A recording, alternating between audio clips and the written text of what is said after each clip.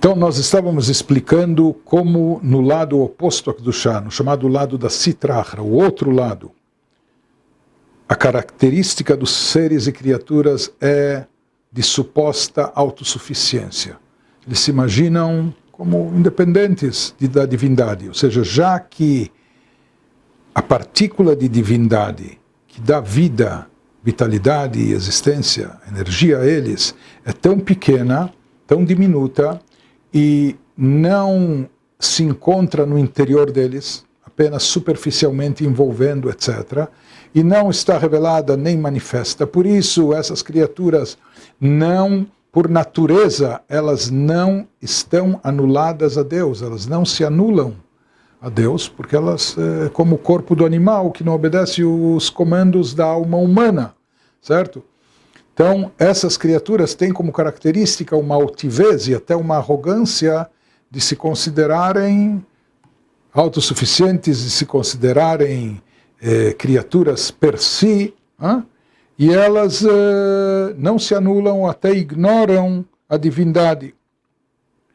Nos diz essa é a característica delas, que elas se erguem até os céus como a águia, como nós dissemos. E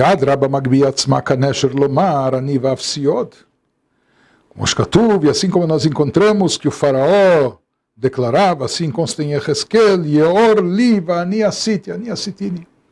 Dizia, olha, sabe o que? O rio Nilo era fonte de irrigação, que no Egito não tem chuvas em abundância, então o que irriga a terra é a água do rio, a maré, quando ela se expande, etc. E o faraó atribuía esses poderes a si próprio.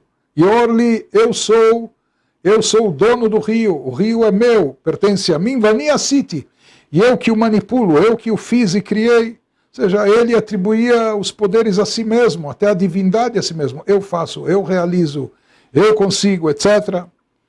Isso é uma característica da Sitra Achra, do lado oposto a Kedushá, que ele não está anulado a Deus, ele ignora a divindade, e com isso ele contesta, ele atribui o poder, a grandeza a si mesmo. Ou seja, ele não está anulado a divindade, a energia divina, muito pelo contrário. Por isso disseram os nossos sábios que se alguém tem essa característica, se um ser humano ostenta essa conduta, essa atitude, então isso demonstra que ele está personificando a própria Sitra Achra, o lado oposto da Kedushá. Shegassu taruach shkula que avodah zarah mamash. Por isso afirmaram os nossos sábios no Talmud tratado Sotá, que a arrogância, altivez, isso é algo que se equipara ao próprio conceito de idolatria.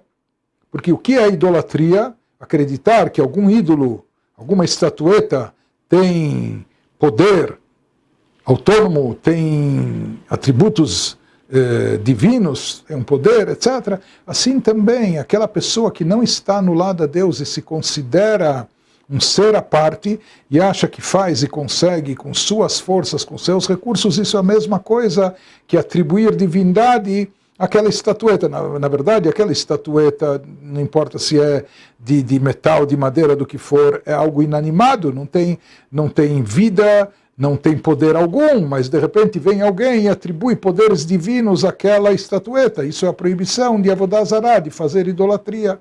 Então, não menos pior, ou o mesmo conceito é uma pessoa, um ser humano, que de repente ele ignora que toda a sua vitalidade vem de Deus, toda essa energia é divina, ele ignora tudo isso, não se anula a Deus, pelo contrário, ele atribui toda a sua realização, a sua capacidade, a sua inteligência, a sua grandeza, e ele se torna altivo, arrogante, vaidoso, etc. Então, sobre isso, diz a Torá, assim afirma o Talmud, que o orgulhoso, ele é como a avodah zará, como a própria idolatria. Kikar veshoresh avodah zará, uma shenechshav ledavar bifnei atzmo, nifrad mikdushato shel makom. Porque qual o conceito de avodah zará, de idolatria, como nós dissemos, é atribuir a qualquer ser e criatura algo per si, atribuir a ele como ele tem uma existência própria, ele tem os seus poderes, certo? Assim também a pessoa que imagina que por si só, seus poderes, sua capacidade está fazendo, ele está Ele não está anulado a Deus e com isso ele se desvincula e se separa do campo da Kedushá, da santidade. Velo kfirah b'Hashem legamre. E na verdade não necessariamente isso envolve contestação ou negação da existência de Deus. Porque se diz que até mesmo nos cultos idólatras, não quer dizer, isso era o politeísmo, não quer dizer que eles não acreditavam na existência de Deus. Mas eles diziam, Deus existe, mas ele tem mais alguns ajudantes, assessores, ou ele tem mais alguns associados que também têm lá suas forças e poderes. Que dita Bagmará, conforme consta no Talmud, Dekaru le elaka delakayo. Ou seja, que esses idólatras, etc., eles chamavam, eles assim se referiam aos seus ídolos em relação a Deus, dizendo que Deus, claro, Deus é o Deus das divindades. Eles atribuíam também não só autonomia e poder aos ídolos, etc., mas até divindade. Eles diziam, claro, Deus é o Deus das divindades, ele é mais elevado. Eles acreditavam em Deus, mas acreditavam também que esses ídolos, etc., essas estatuetas também tinham poderes divinos, e isso, por si só, já é o pior dos pecados, isso já é Avodah Zarah, isso já é negar o Hashem Echad, a unicidade de Deus, etc. Ela shegam hem machshivim atzmam leyesh v'davar bifnei atzmo.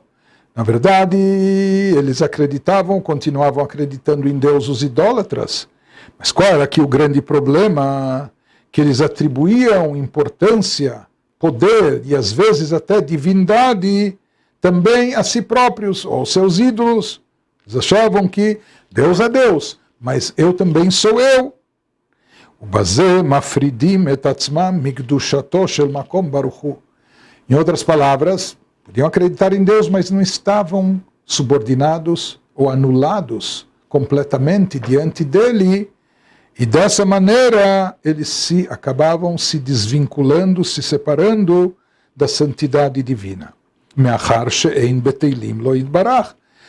Tudo que está ligado a Deus, naturalmente, automaticamente está também anulado diante de Deus. Quanto mais anulado diante de Deus, mais ligado e vinculado a Ele se encontra. E vice-versa. Se não estiver anulado a Deus, se considerar-se uma existência própria autônoma, por mais que não negue a existência, o poder ou a influência de Deus, ou até de Deus ser o superior, o maior, mas o fato de atribuir a si próprio já uma força autônoma, independente, etc., isso já significa distanciar-se ou desvincular-se da divindade, atribuindo força e poderes alheios a si, isso quer dizer Avodah Zarah, um serviço estranho, algo que já é fora, não é, do monoteísmo, etc. Então, com isso, com essa atitude, já estão se separando da santidade divina, ao não estar anulados por completo a Deus. Isso é uma regra muito importante, que é em Kedushá Elyoná Shorá, ela alma shebatel lo yitbarach. A santidade divina só paira sobre aquele ou aquilo que está anulado diante dele de Deus. Ou seja, para um ser ou criatura poder atrair, captar, conter, comportar divindade, precisa estar anulado diante de Deus. E quanto mais anulado esse ser e criatura for ou estiver, mais divindade vai poder e conseguir captar dentro de si. Porque Kedushá, a santidade suprema, só paira, só se revela, só se manifesta sobre aquilo ou aquele que está anulado diante dele, Deus. Aqueles que não estão anulados, aqueles seres, criaturas da Sitra Achra do lado contrário, por isso são chamados no Zohar HaKadosh, na obra mística do Zohar, Velachen Nikraim, Tura de Pruda. Eles ocupam espaço, eles se autoconsideram, então são considerados como aquelas montanhas gigantescas, eles se acham. Na verdade é um monte de terra, não é de nada, mas eles se consideram montanhas que separam e interferem entre a divindade e a criatura. E esse tipo de visão, de crença, ou seja, eu acredito em Deus, mas existem outras forças, ou eu mesmo, eu tenho como me virar sozinho, ou o que for, isso já é uma negação. É uma negação de Deus, é uma negação e contestação sobre a unicidade real de Deus, de kol hakameh kelo hashiv. Quando nós falamos Hashem Echad, Hashem Elokeinu, Hashem Echad, não é apenas que Deus é um. Deus é único, Deus é a única existência real e absoluta, verdadeira. E todo o resto só existe em função de Deus, da energia divina. Por isso, tudo, absolutamente tudo, diante de Deus é insignificante, é como se não existisse. Tudo, de fato, sabendo ou não sabendo, aceitando ou negando, mas na verdade, de fato, tudo está anulado por completo diante de Deus. O batel be'emet lo yitbarach velirtzono amechayet kulam. Tudo é anulado diante da vontade de Deus, que é de lá que emana a energia que cada ser e criatura recebe. O mehave otam me'ain leyesh tamid. E é de Deus que cada criatura recebe a vitalidade necessária, que não só lhe dá vida, mas também existência, no sentido de criação ex nihilo, retirando do nada a cada instante.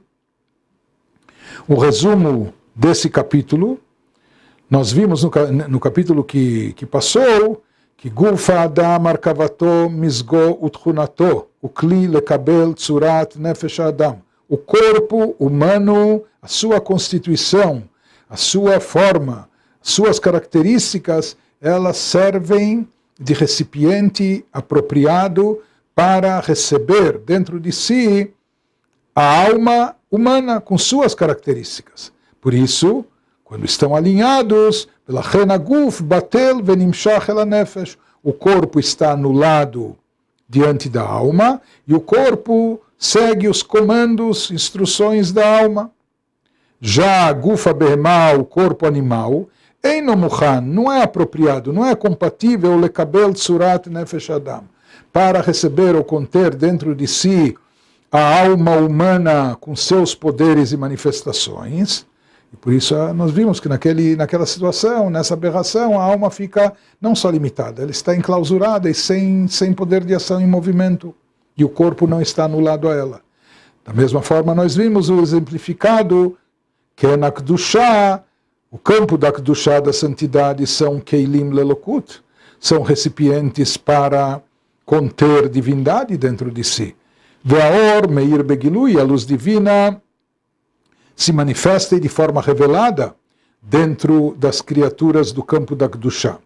Enquanto que a Sitra Achra, o lado oposto, a santidade, Shemechashvim atzmam lemetziut, cuja característica é que eles se autoconsideram, eles atribuem a si uma existência ou poder autônomo, independente de Deus. Com isso, eles estão kofrim be'achduto barach, eles estão negando, se não a existência de Deus, mas a unidade absoluta de Deus. Que Deus é a única forma, Deus é a única força vital no universo, a fonte de toda a vida e existência. Ele prossegue agora no Per Gimel, no terceiro capítulo do terceiro discurso.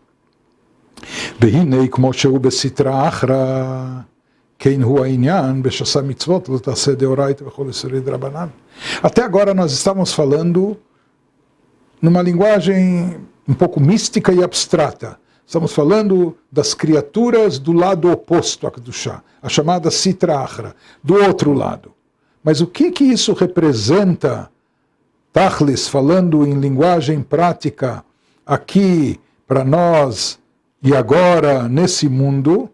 Diz tudo isso que nós nos referimos a Sitra Achra, que a partícula de divindade nelas presente é muito diminuta e não se revela, não está no interior, mas apenas superficial, e portanto todos esses seres e criaturas não estão anulados a ela, etc. Tudo isso que nós nos referimos a Sitra Achra, tudo isso se aplica aqui agora para nós. Ken hu ha'inyan beshasa mitzvot lo taseh, em tudo relacionado às 365 proibições da Torá, mitzvot proibitivas da Torá, como também bechol isurei de Rabanan, como também todas aquelas proibições e adendos de ordem rabínica. Tudo que está relacionado com isso. Por exemplo, nós temos animais que foram proibidos o seu consumo pela Torá. Em outras palavras, esses animais personificam a Sitra Achra, se é proibido pela Torá o consumo da sua carne, etc., é porque eles não são recipientes adequados para captar a Kedushá, a santidade. Eles estão aqui nesse mundo, né, como contrapeso, como explicamos, mas, na verdade, eles personificam, são veículos não para a Kedushá, não para a santidade, muito pelo contrário, para o lado oposto. E, portanto, neles não se manifesta, nesses seres, nessas criaturas, ou por extensão, não são animais proibitivos, mas todas as coisas proibidas pela Torá, todas as 365 mitzvot lo taseh, preceitos proibitivos. Por que foram proibidos pela Torá? Porque fazem parte, a Torá sabe, o Criador nos diz que essas criaturas, esses seres, ou essas situações, se enquadram no campo da Sitra Achra, do lado oposto da Kedushá, da santidade.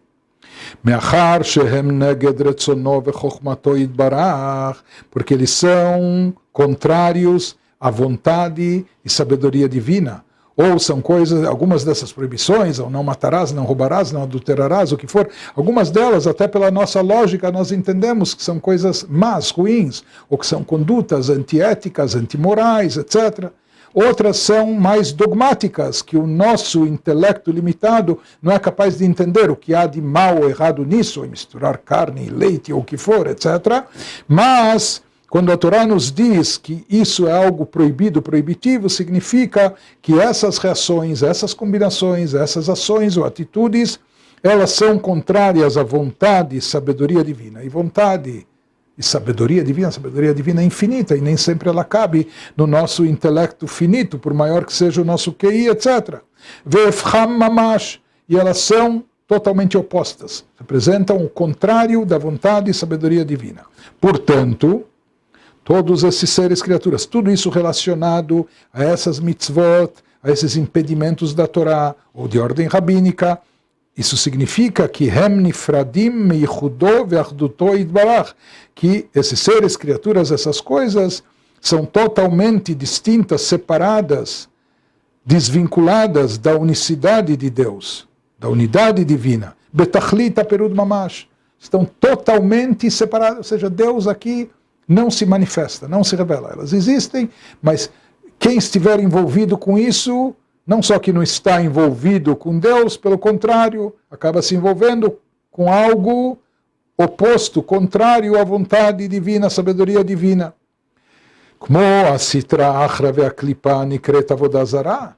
Isso é um nível semelhante a Sitra Achra, o lado oposto, as chamadas cascas, que nós falamos que a casca ela existe, ela tem a sua função, seu papel, mas depois é para ser jogada fora e consumir apenas o fruto, que na linguagem mística são chamados de Sitra Achra e Klipá, mas são chamados também de Avodah Zarah. Isso, como nós dissemos, é como a idolatria, como aquela estatueta que se atribui algo a ela, poderes que na verdade ela não tem nem autonomia inanimada, mas de repente se faz dela um ídolo, se cultua ela como se fosse algo divino.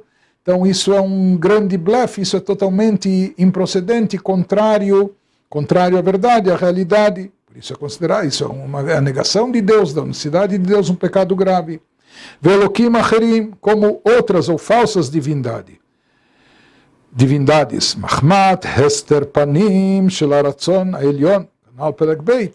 Porque em todos esses seres e criaturas nós dissemos que a pequena dose de energia divina que está lá para dar existência a eles está totalmente oculta e encoberta.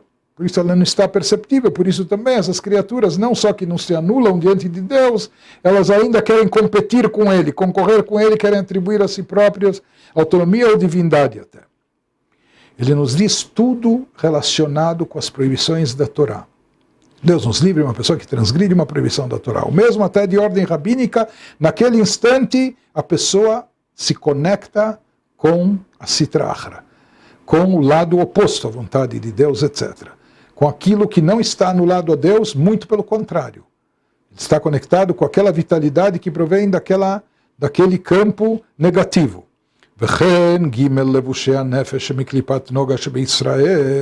O mesmo ocorre também com as 3 vestimentas da alma presentes na alma judaica. Então, as 3 vestimentas da alma, chamadas vestimentas, são pensamento, fala e ação. Shem machshava dibur u'maaseh. Pensamento, fala e ação que um Yehudi tem, ele pode escolher onde investir essas vestimentas. No que eu vou pensar? O que eu vou falar? Ou de que forma eu vou agir? Se Deus nos livre, a pessoa opta em canalizar e concentrar as vestimentas da sua alma, seja pensamento, seja fala, ou seja ação, em algo relacionado com as proibições da Torá, com as coisas proibitivas, mitzvot proibitivas, amelubashim beshissá, mitzvot lotaseh deoraita, ou com as proibições de Rabanan de ordem rabínica, naquele instante também ele está conectando as vestimentas da sua alma, pensamento, fala e ação, ao lado oposto a Kedushá. E nós vamos ver que com isso, de certa forma, ele está se tornando um veículo para a Sitra Achra, para o lado contrário, para o caminho do mal.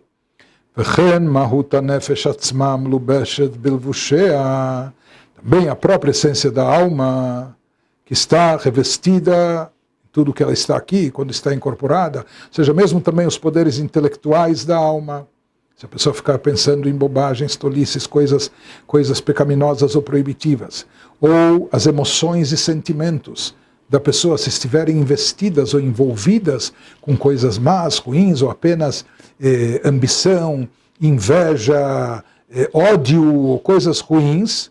Então, o que acontece? Com isso ele reveste até a própria essência, não só as vestimentas, mas também os poderes da sua alma. A essência da sua alma, kulam meyuchadim mamash besitra achra, o klipazu, naquela hora que a pessoa está pensando daquela maneira, ou dizendo aquilo, falando aquilo que é ruim, ou fazendo aquilo que é negativo, naquela hora a pessoa acaba não só se vinculando, mas se unificando com a Sitra Achra, com o lado oposto da Kedushá, com o lado da Klipá, chamadas cascas, Anikret Avodah Zarah, que são chamadas de Avodah Zarah, que isso, assim como a idolatria é aquilo que se proclama além de Deus, ou a mais de Deus, assim também todas essas criaturas, esses seres, todas essas coisas, elas estão fora do campo da Kedushá, portanto, como já a própria Avodah Zarah.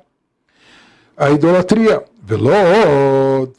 E ele diz, e aqui há mais um agravante, não apenas isso, ela, shebeteilim, utfeilim, elea. Na verdade, a alma, com suas vestimentas e seus poderes do Yehudi, quando transgride mitzvot da Torá ou de ordem rabínica, elas não só que estão unificadas com a Sitra Achra, com o lado mau e ruim, elas estão anuladas a ela, a Sitra Achra, o tfelim alea, e se tornam secundários a ela. São piores do que ela mesma, do que ela própria, Sitra Achra, ela que é o agente do mal. O gruim, o pchutim, mimena meod, e são mais inferiores, baixos, piores do que ela mesma, do que ela própria, muito mais inferiores. Por quê? Porque a Sitra Achra, o lado negativo, o lado do mal, por que ele é mau?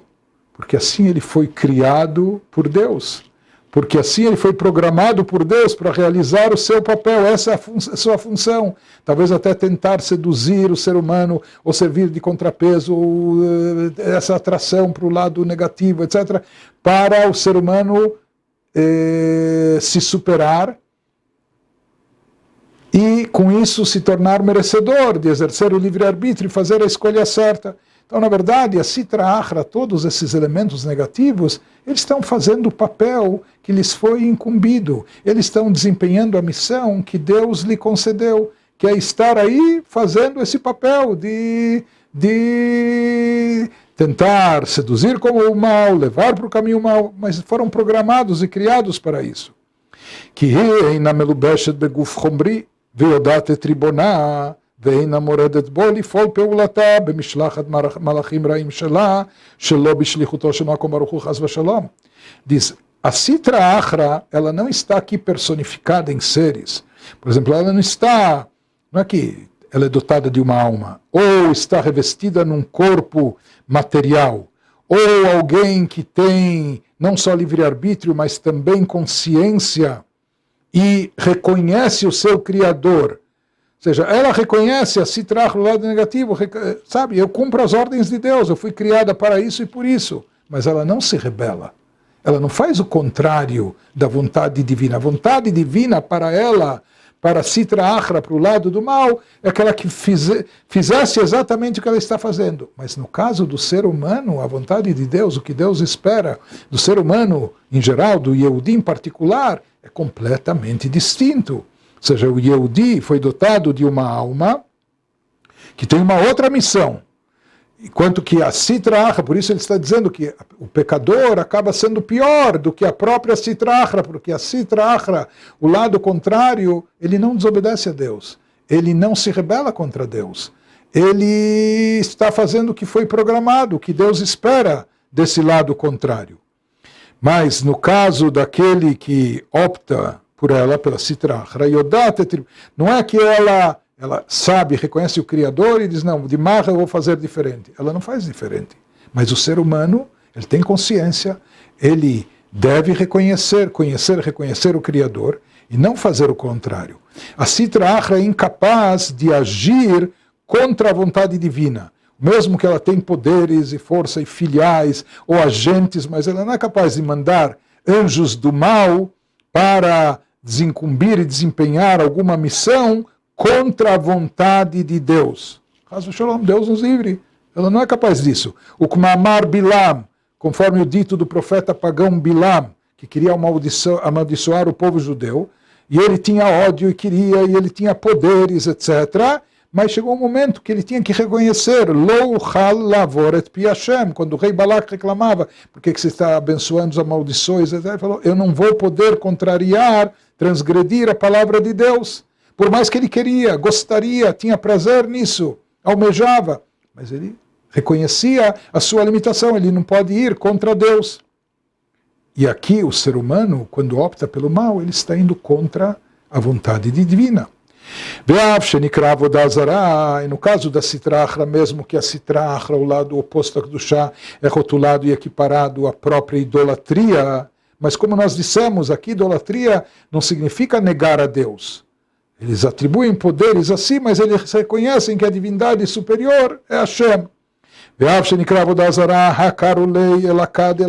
Eles chamam a Deus, o Deus, a divindade das divindades, o Deus das divindades, mesmo aqueles que atribuem divindade à idolatria, mas reconhecem que Deus está acima de todos.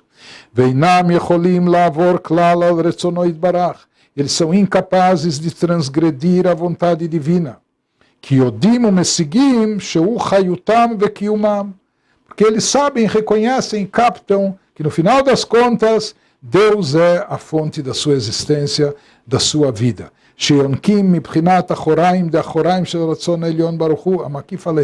Mesmo que a divindade presente neles é muito reduzida, muito diminuta, e só está superficialmente pairando por cima, e esse resquício de divindade vem, por assim dizer, por trás, é da parte inferior e oposta à vontade divina, mas mesmo assim eles reconhecem que isso é sua fonte de energia, eles não podem ir contra isso. Ou seja, existe essa força divina presente neles, mas ela está, como nós dissemos, algemada, enclausurada, por isso eles também se autoconsideram divindade, ou atribuem a si poderes autônomos, etc. Isso por si só já é uma negação da unicidade de Deus, mas eles não negam a Deus, nem são capazes de contrariá-lo.